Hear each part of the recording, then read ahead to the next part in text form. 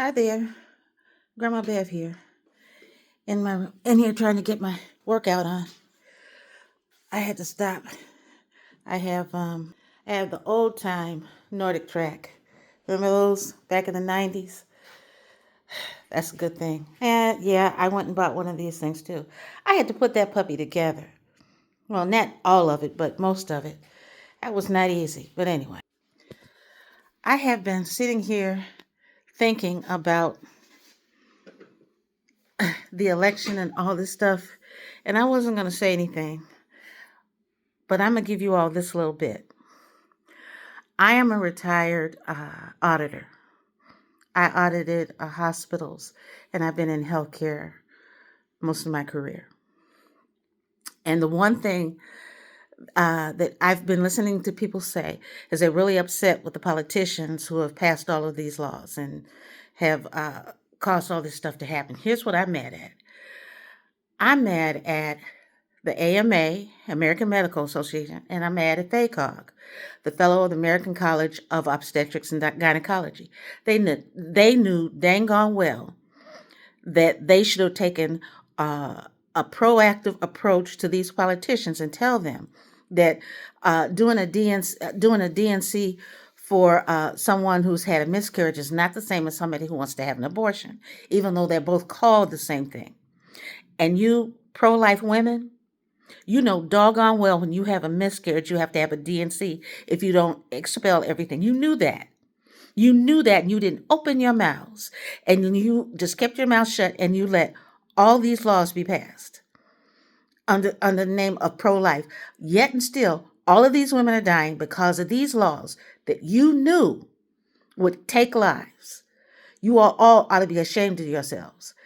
I don't think the American Medical Association, anybody should listen to them anymore. And most of you OBGYNs, you piss me off.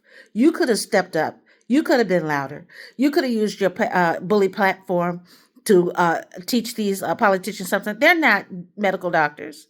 They don't know what they're talking about. Just because the name is the same, it's not the same function. I am tired of mothers dying, going sterile, women who want to have babies not being able to have them because of these stupid laws. And you mean to tell me these hospitals don't have enough money in their coffers to hire top-notch lawyers that can defend these doctors? And these doctors stand on their integrity and say, no, we're not going to do that. I'm going to take care of my patient. And I've got a good lawyer that's going to stand behind me. Find these hospitals and don't do business with these hospitals anymore either. I'm on a rant here, aren't I? You pro-life women, I hope you never get pregnant.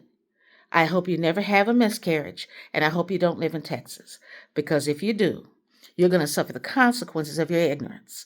You're going to suffer the consequences of your lack of clarification as to what a DNC is versus an abortion, even though they're all called the same thing. You're going to be responsible for women. You know good and well what an ectopic pregnancy is. And you know that has nothing to do, you know that's not a viable pregnancy. And if you don't know, you don't have any business getting married and having babies. Don't get married and have babies until you do understand what an ectopic pregnancy. It's a pregnancy in the tube and not in the uterus. And a pregnancy in the tube is never viable. A woman could die from that. But you're too evil to even say anything about that. You women are going to pay for that. You pro-life women, you're going to pay for that. You know, I've held this in too long. You medical people and you women who knew better, you're going to suffer the consequences for not speaking up and using your voice to correct these politicians and to let them know that they're making a drastic mistake. Women are going to die because of your foolishness, and you need to suffer the consequences.